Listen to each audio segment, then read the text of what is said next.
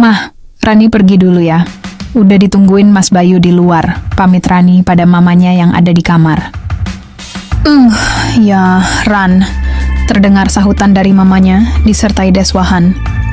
Rani menggelengkan kepala. Sudah 5 bulan terakhir ini, Rani selalu mendengar suara-suara seperti itu dari kamar mamanya, yang bahkan tak mengenal waktu. Terutama sejak mamanya menikah lagi dengan Pak Tarjo, seorang juragan yang kaya raya. Semuanya bermula dari meninggalnya Papa Rani 3 tahun lalu. Kehidupan mereka makin hari makin terasa kekurangannya, dari segi materi. Hingga suatu hari mamanya bertemu Pak Tarjo, yang merupakan tetangga di desa dulu. Pak Tarjo sukses dengan hidupnya sekarang. Punya usaha mebel di beberapa tempat, serta banyak usaha lainnya di desa dan kota tempat dia tinggal sekarang. Setelah bertukar kabar, mulailah Pak Tarjo sering mengunjungi Yana, Mama Rani. Singkat cerita, menikahlah Yana dengan Pak Tarjo. Namun satu yang tidak pernah diduga Rani, ternyata Pak Tarjo sangat mesyum. Tak kira dimanapun ia bersama Yana, Pak Tarjo paling sedikitnya akan memyuk, atau lainnya pada mamanya itu. Awalnya Rani merasa jengah dengan semua itu. Namun ketika ia memperhatikan diam-diam, Rani merasa ikut timbul keinginannya dengan apa yang dilakukan Pak Tarjo dan mamanya itu. Maka, Rani mulai terbiasa dengan kebiasaan mamanya dan Pak Tarjo yang sering mengurung diri di kamar, kapanpun itu. Seperti pagi itu, Rani yang sudah siap pergi bekerja, dan dijemput Bayu, pacarnya sejak kuliah, harus berpamitan pada mamanya yang sedang mendayung sampan dengan ayah tirinya itu. "Mamamu mana, Ran?" tanya Bayu yang menunggu Rani di teras. "Mama sibuk, Mas. Ayo berangkat." Rani masih malu untuk mengatakan hal sebenarnya pada Bayu tentang kebiasaan mama dan ayahnya. Sehingga dia tak banyak menjawab Bayu jika ditanya tentang mamanya. "Nanti malam kita makan di luar yuk, Ran." "Boleh, Mas. Mau jemput seperti jam biasanya, kan?" "Iya. Oh ya, kapan Mas bisa melamar kamu?" "Mas siapnya kapan?" "Besok juga siap kok." Rani merasa bahagia sekali. Keinginannya untuk menikah dengan Bayu akhirnya akan terlaksana. Setelah makan malam itu, Bayu pun menyampaikan niatnya pada Yana dan Pak Tarjo untuk meminang Rani. Kedua orang tua Rani sudah menyetujui niat mereka untuk menikah. Dan akhirnya, setelah mempersiapkan segala hal menyangkut pernikahan mereka, resmilah Rani menikah dengan Bayu 2 bulan kemudian. Malam pertama itu dilangsungkan di penginapan tempat resepsi pernikahan berlangsung. Dan, setelahnya, Bayu dan Rani akan tinggal bersama Yana, sebab Yana tak ingin jauh dari putrinya itu. Bayu tak keberatan. Meskipun ia sudah menyiapkan sebuah rumah untuk mereka tinggal berdua nanti, tapi, demi menghormati mertuanya dan menjaga perasaan Rani, dia menunda untuk membawa Rani ke rumah baru mereka. Yana dan Tarjo juga sepakat untuk menyembunyikan kebiasaan mereka skibidi papap yang tak kenal waktu. Tapi rupanya, itu hanya bisa bertahan dalam waktu beberapa minggu, di mana mereka bisa bersikap wajar. Suatu hari, Bayu yang pulang kerja agak awal, tak menaruh curiga saat pintu rumah tertutup tapi tak terkunci, sehingga ia bisa masuk tanpa memanggil ibu mertuanya. Tapi begitu masuk rumah, sebuah pemandangan yang tidak dia sangka sebelumnya terpampang di depan netranya. Netra Bayu terbelalak dan tak bisa berkata-kata. Sementara jantungnya berdegup kencang. Bayu tak melanjutkan langkahnya ke kamar. Dia berdiri terpaku memperhatikan mertuanya yang tengah skibidi papap di ruang tengah. Mereka tak menyadari kehadiran Bayu. Sementara Bayu memperhatikan jelas bagaimana ibu mertuanya yang tengah menatap langit-langit karena ulah ayah mertuanya. Perahu layar Tarjo itu melaju mondar-mandir pada pelabuhan yang dijaga Yana. Mereka selingi dengan saling memberi sambutan. Suara deswahan dan ceramah bersahutan silih berganti. Seketika Bayu merasakan aliran dirinya naik. Keinginan mulai mengelilingi dirinya. Bayu berdeswir hebat. Dan karena tak ingin kedua mertuanya menyadari kehadirannya, Bayu berbalik dan bergegas menuju kamarnya. Dia tutup perlahan pintunya, lalu mengunci dan menanggalkan kabinet serta segitiga. Dia meraih ponsel, menelpon istrinya, Rani, yang sedang dalam perjalanan pulang. Saat itu juga Bayu menceritakan apa yang barusan dilihatnya pada Rani. Di seberang telepon, Rani menggigit jari sambil mendengarkan apa yang dikatakan suaminya. Apa yang ditakutkannya selama ini terjadi. Bahkan suaminya memperhatikan jelas betapa mama dan ayah sambungnya skibidi papap. Bukan salah. Toh mereka sah-sah saja. Hanya pemilihan tempat yang sering kali salah. Mungkin jika hanya tinggal berdua, itu bukan masalah. Tapi sekarang ada Rani dan juga suaminya yang tinggal serumah. Rani tidak tahu harus menjawab apa saat mendengarkan semua cerita Bayu. Entah bagaimana perasaan Bayu sekarang. Tapi Rani tak mendapati nada marah pada suaminya itu. Setelah sampai di rumah, Rani langsung masuk karena pintu tidak tertutup. Dia menengok ke arah ruang tengah, di mana sebelumnya Bayu melihat rapat paripurna ayah dan mamanya. Tapi tidak ada seorang pun di sana. Rani bergegas ke kamarnya. Ia mengetuk pintu dan Bayu menyambutnya. Tak menunggu lama, setelah pintu terkunci, pria itu memberi sambutan-sambutan pada istrinya dengan gianas. Dia tak sabaran meletakkan segitiga bermuda Rani. Sambil memberi sambutan, Rani gelagapan seketika. Memang benar mereka masih pengantin baru. Tapi sambutan yang diberikan Bayu itu begitu lain. Pasti semua karena terpicu siaran live orang tuanya. Rani ingin mengumpat, tapi ia juga larut dalam sambutan dari suaminya yang sedikit tergesa-gesa, namun Rani tahu suaminya sudah menunggunya sejak tadi. Sehingga ia biarkan Bayu melajukan perahunya tanpa ancang-ancang terlebih dahulu. Ran, apa mama dan ayah sudah biasa kaya tadi? Maksudku tempatnya? Sebenarnya aku juga nggak tahu pasti, Mas. Cuman selama ini yang aku tahu, ya cuman di Hamar. Aku malah baru dengar dari Mas kalau mereka di ruang tengah juga. Bayu tak menjawab, tapi tetap melajukan perahunya. Pikirannya masih membayangkan skibidi papap mama dan ayah mertuanya. Tapi tiba-tiba, sekelebat pikiran iseng melintas di benak Bayu. Seperti apa sih bencananya kalau dengan mama mertuanya? Membayangkan hal itu membuat perahu layarnya makin hormat. Rani yang merasakan perubahan itu kembali menyambut niat mulia suaminya. Sampai akhirnya keduanya sama-sama tiba di tujuan utama. Malam harinya, mereka makan malam sekeluarga. Bayu sering sekali melirik Yana, yang malam itu menggunakan daster seperti biasa. Tampak biasa, tapi netra Bayu bisa membayangkan apa yang ada di baliknya. Akibatnya, ia makan hanya sekedar menyuap, tanpa merasakan rasa masakan. Selesai makan, Bayu berusaha mengalihkan pikirannya. Tapi tak sepenuhnya berhasil, sampai dia sedikit kesulitan memejamkan mata. Selang beberapa hari kemudian, Bayu kembali mendapat sajian indah dari mama mertuanya. Saat itu, Rani masih lembur di kantor. Sedang Bayu yang pulang lebih dulu, dibukakan pintu oleh Yana yang menggunakan hanbok. Rupanya mama mertuanya itu baru selesai mandi. Maaf Ma. Bayu ketuk pintunya agak keras. Kebelet ke belakang Ma, kata Bayu dengan ekspresi kebeletnya. Oh, iya Yu, nggak apa-apa. Maaf juga, ini tadi Mama juga buru-buru keluar dari kamar mandi, karena bel rumah bunyi terus. Iya Ma, Bayu permisi ya Ma. Iya. Sebentar saja Yana dan Bayu bersitatap, tapi sudah menimbulkan sesuatu yang lain di hati mereka. Bayu memang tak menoleh langsung ke arah Yana, namun lika-liku mama mertuanya itu tersimpan jelas di ingatannya. Anugerah yang seolah menyapa dari balik hanbok, bukan hal yang mudah dilupakan oleh Bayu. Makin besar saja cobaan dari Yana kepada Bayu. Demikian pula yang terjadi pada Yana. Kejadian sore hari antara dia dan menantunya itu meninggalkan kesan bahwa dirinya masih menarik perhatian pria. Bukan hanya Tarjo yang usianya lebih tua darinya, tapi Bayu, pria yang jauh lebih muda darinya pun sepertinya juga seperti itu. Yana pun makin percaya diri. Dan sejak kejadian itu, dia makin sering tampil lain dan terbuka, seolah menyampaikan pada dua pria di rumah, jika ia sungguh masih ada daya indahnya. Mah, pakaian mama agak sopan dikit kenapa? Malu sama Mas Bayu. Loh, kenapa memangnya Ran? Mama kan gini untuk suami mama. Memangnya salah?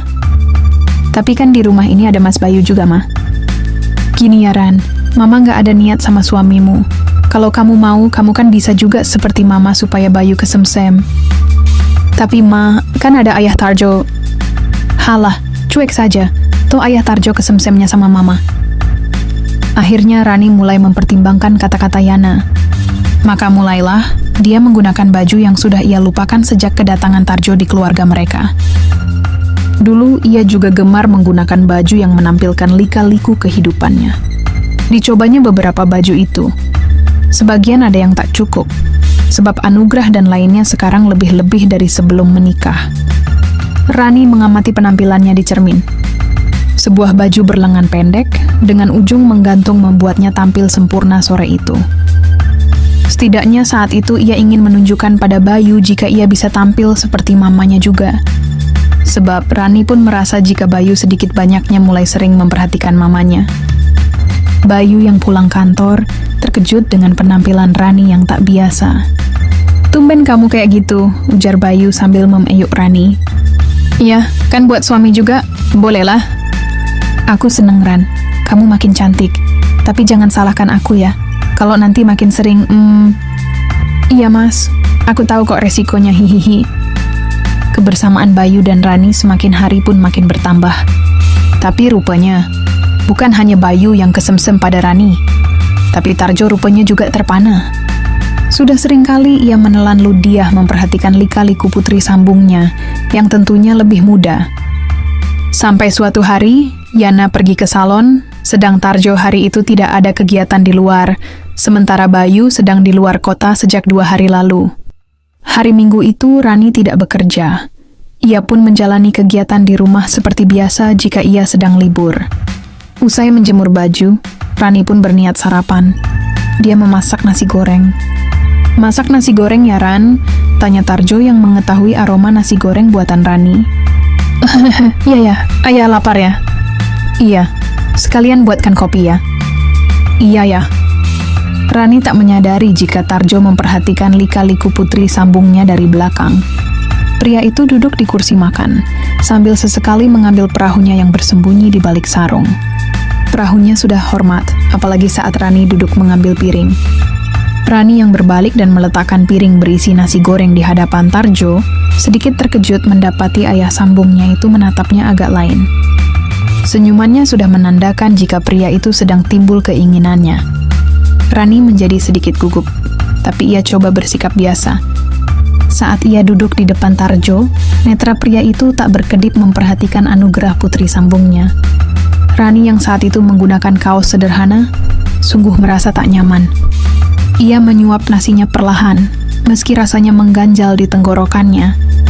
Rani meminum air putih di gelasnya. Namun entah bagaimana, air dalam gelas itu malah tumpah. Tarjo tersenyum membuat Rani semakin gugup. "Hati-hati kalau minum Ran," ujar Tarjo. "Iya ya," jawab Rani sambil mencoba tak mempedulikan Tarjo. Ia teruskan makannya, lalu bergegas menuju wastafel, mencuci piring dan peralatan dapur di sana. "Ayah titip piring kotor juga ya," kata Tarjo yang tiba-tiba sudah berada di belakang Rani. Rani tersentak kaget. Pasalnya, Tarjo seolah memeyuk Rani saat itu. Mendapati Rani diam, Tarjo justru semakin berani. Ia memyuk Rani, membuat wanita itu panas dingin dengan tiba-tiba. Tarjo tak mau melewatkan kesempatan mulia itu. Dengan segera ia menyiapkan perahu layar yang sudah hormat, lalu diparkirkan pada 2 benua alam di depannya itu. Istri Bayu itu gelagapan. Ia sudah menduga sesuatu akan terjadi, tapi tak secepat yang ia kira. Sampai tiba-tiba Tarjo memindahkan kabinet serta segitiga bermuda, dan dalam sekejap, perahu layar itu melaju cepat pada pelabuhannya. Sebuah bencana yang luar biasa dialami Rani saat itu. Dia biarkan perahu tersebut melaju, karena memang beberapa hari tak dilewati perahu Bayu. Musibah banjir bandang diiringi ceramah rohani pun bergema beberapa saat sebelum Tarjo meletakkan pundi-pundi kebaikan pada pelabuhan yang dijaga putri sambungnya. Kejadian pagi hari itu rupanya membuat Tarjo keteyusan. Ia selalu meminta pada Rani saat menantunya itu ada di rumah. Tentu saja saat Erita tidak bersama Bayu dan dia juga tidak bersama Yana. Dan hal itu pun dirasakan pula oleh Erita. Dia mulai terbiasa dan senantiasa mengiyakan keinginan ayah sambungnya. Hingga seminggu kemudian, Bayu pulang dari kantor lebih awal, karena tugas dan laporan akhir bulan sudah ia kerjakan lebih singkat dari biasanya. Sayangnya, sesampainya di rumah, Rani belum pulang dari kantornya. Tarjo pun sedang sibuk dengan urusan pekerjaannya di luar, menyisakan Yana di rumah sendirian. Bayu masuk rumah yang pintunya terbuka, setelah mengucap salam, namun tak ada yang menjawab. Dia menuju kamarnya, meletakkan tas, lalu salin, dan segera menuju ruang makan, karena merasa lapar. Di saat ia hendak mengambil piring, terdengar suara ibu mertuanya yang menegur. "Siapa itu?" tanya Yana dari kamar mandi. "Aku mah, Bayu." Yana terlanjur keluar dari kamar mandi, meski mendengar suara sahutan dari menantunya. Dia lupa, jika saat itu hanya menggunakan hanbok saja. "Oh, kamu Yu, kok sudah pulang?" Rani bilang, "Kamu pulangnya malam?" "Iya, Ma. Niatnya mau ngasih kejutan aja sama dia." Mata Bayu menatap lika-liku mamah mertuanya. Sementara Yana yang menyadarinya, buru-buru berbalik menuju kamar mandi. Tapi naas, pada saat melangkah, tanpa sengaja kakinya terpeleset air yang menggenang sampai hampir saja terjatuh. Beruntung dengan sigap Bayu menolongnya. Yana tak jadi jatuh, tapi hanboknya yang jatuh di lantai. Sontak Yana kaget, bahkan tak tahu harus bagaimana. Tapi Bayu segera menguasai situasi. Dia lantas mengambilnya, tapi anehnya, ia tak memberikan atau mengembalikan hanbok itu pada tempat semula.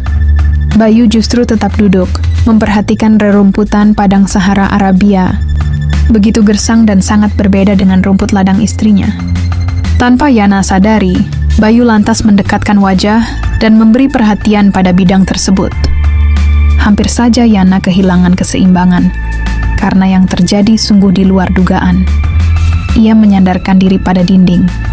Tapi anehnya, apa yang dikerjakan Bayu sama sekali tak membuatnya marah. Sebab ia juga pernah memandang lebih pada menantunya itu. Yana justru menyiapkan sajian itu pada menantunya.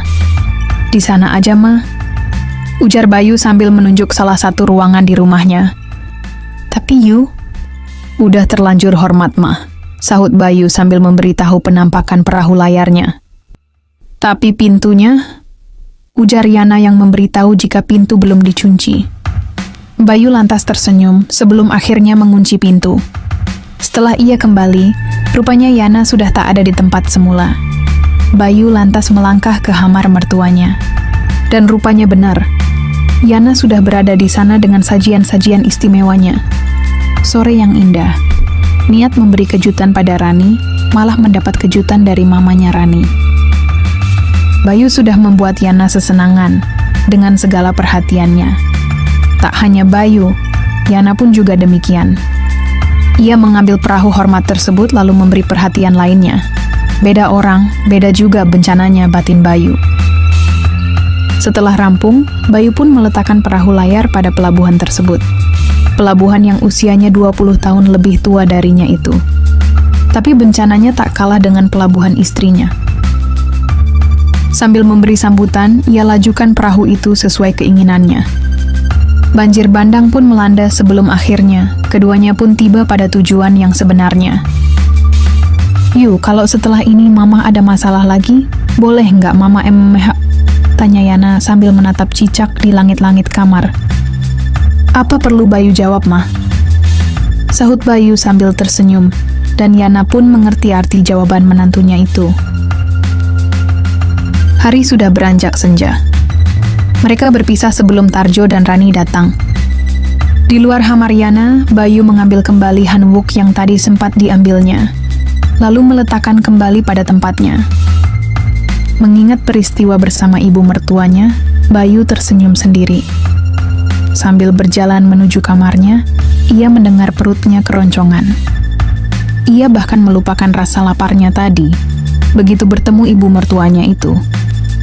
Malam pun tiba, Rani dan Tarjo sudah pulang ke rumah. Rani sudah menemui Bayu yang menyambutnya dengan senyuman biasa. Padahal, awalnya pria itu ingin memberi kejutan. Tapi setelah peristiwa tadi, Bayu lupa akan kejutannya. Mereka pun lalu makan malam dengan perasaan senang yang mempunyai sebab sendiri-sendiri. Malam itu, Bayu tak menunaikan kewajibannya pada Rani dengan alasan lelah. Sebenarnya Bayu tidak bohong, ia memang lelah. Lelah setelah perjalanan jauh mendayung sampan bersama mertuanya. Hari pun berganti minggu, dan minggu berganti bulan. Meski Rani dan Bayu masih aktif menunaikan kewajiban malam mereka, tapi keduanya juga menyelingi skipidipap dengan Tarjo dan Yana. Sampai suatu hari, Rani pulang kerja lebih awal karena merasa tidak enak badan. Suhunya meninggi dan kepalanya pusing. Yana merawat putrinya dengan penuh kasih sayang. Sementara Bayu yang dikabari jika istrinya sedang sakit, segera melaju pulang.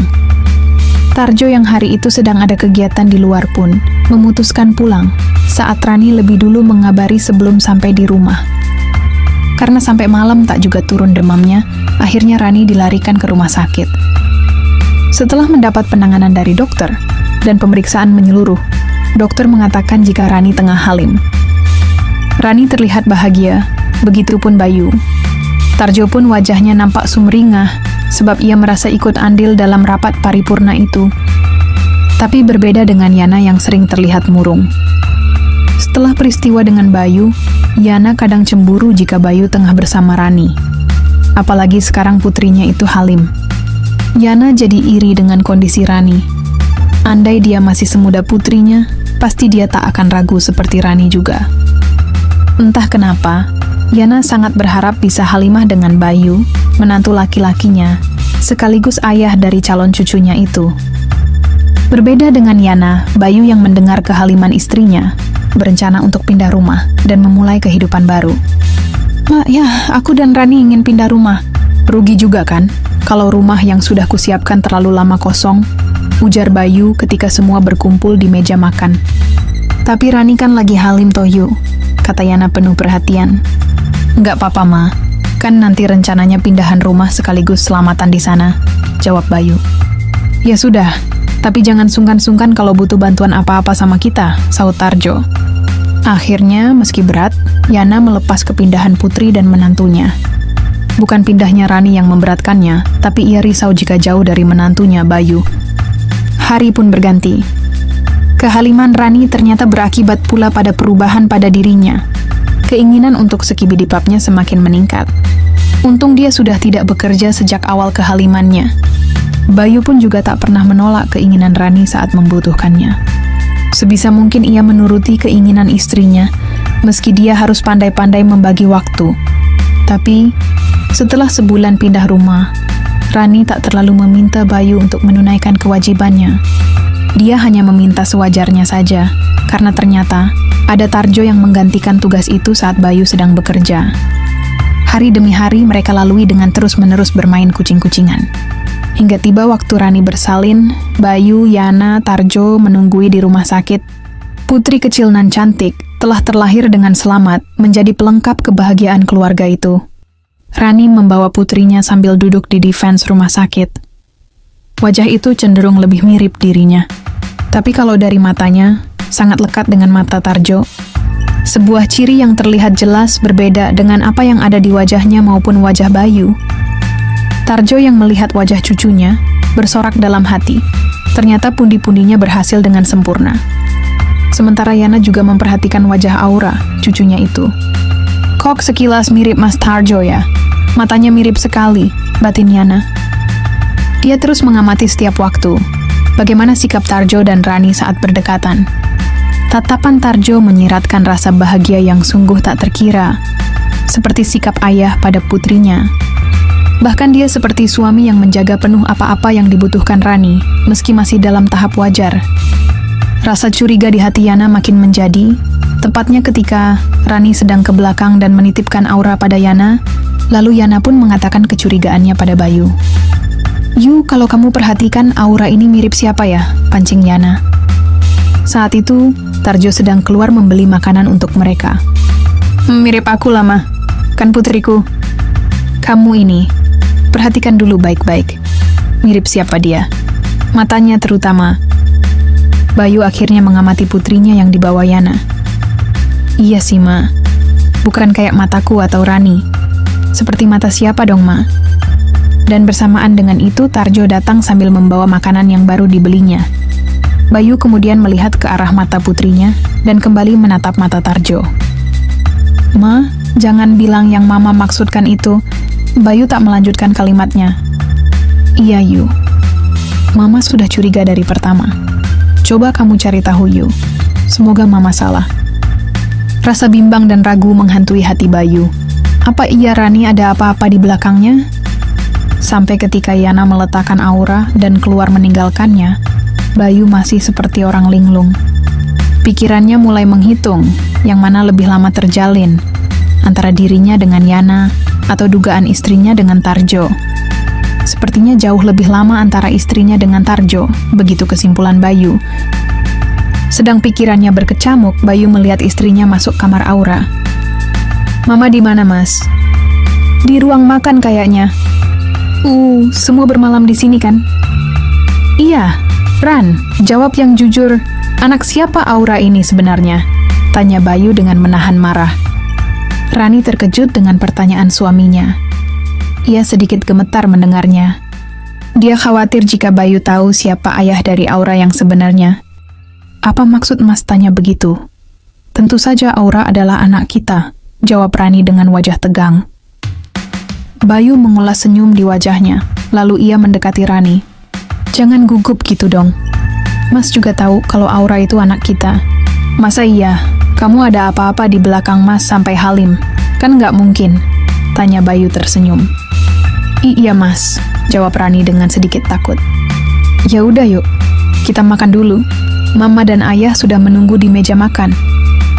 Rani mengikuti langkah Bayu menuju ruang makan. Hatinya berdebar panik, apalagi saat sampai di meja makan, Tarjo dengan sigap menarikkan kursi untuknya. Dia merasa pandangan mata Bayu penuh curiga. Sesudah itu, Tarjo pun sibuk menawarkan beberapa menu makanan pada Rani. Rani hanya bisa berdoa dalam hati, semoga Tarjo tidak menunjukkan perhatian lebih agar suaminya tak curiga. "Sudah ya, aku bisa ambil sendiri nanti. Ayah makan saja," kata Rani, sambil menolak saat Tarjo akan mengambilkan lauk. Ya sudah, makan yang banyak, supaya kamu dan putrimu sehat," kata Tarjo. Yana dan Bayu hanya diam menyaksikan hal itu, tapi mereka saling memberi sinyal dengan berpandangan. Makan malam usai, Tarjo dan Yana yang masih berada di rumah Bayu tidur di kamar tamu. Sedang Rani berada di kamar Aura yang berada di kamar depan, dan Bayu tidur di kamarnya sendiri. Malam makin larut. Tarjo yang tak bisa tidur, perlahan turun dan berjalan mengendap menuju kamar Aura. Dilihatnya, Rani tengah terlelap di samping Aura yang juga nyenyak. Putrinya itu rupanya habis minum. Tapi, Rani lupa menutup bungkusan anugerah negara itu. Panorama yang sungguh istimewa untuk Tarjo. Dia lantas mendekat, lalu memberi perhatian pada anugerah tersebut. Ayah," ujar Rani saat menyadari siapa yang ada di sampingnya. Tapi tanpa dikira, sepasang mata memperhatikan mereka dari kejauhan. Dan selagi Tarjo dan Rani sibuk dengan urusan mereka, masuklah Bayu diikuti Yana. Penampakan di dalam kamar sungguh di luar dugaan. Sontak Tarjo terhuyung ke belakang sampai terjatuh, sementara Rani kahet bukan kepalang sambil membereskan bungkusan anugerah negara. "Ayah, Rani, kenapa kalian?" "Yuk, dengerin ayah dulu. Ini salah paham," kata Tarjo dengan gugup. Dia mencoba beranjak dari jatuhnya. "Kenapa ayah tega?" "Rani kan istriku," ujar Bayu dengan mata berkaca-kaca. Namun secara bersamaan seketika Bayu juga teringat jika ia pun ada apa-apa dengan mama mertuanya. Saat itu juga akhirnya, Bayu pun mengakui keakrabannya dengan sang mertua. Tak peduli jika Rani kecewa, toh Bayu juga yakin jika dia bukanlah ayah dari putri Rani. Pada akhirnya, baik Rani dan Bayu memutuskan berpisah, begitupun dengan Tarjo dan Yana. Dan setelah perpisahan tersebut, Tarjo akhirnya menikah dengan Rani. Begitu pula dengan Bayu yang juga memilih Yana menjadi istrinya. Tak ada dari mereka yang saling membenci. Dan untuk menjaga keutuhan rumah tangga masing-masing, Bayu pindah ke rumah barunya. Sementara Rani tetap tinggal di rumah lama bersama Tarjo, yang dulu pernah menjadi ayah sambungnya.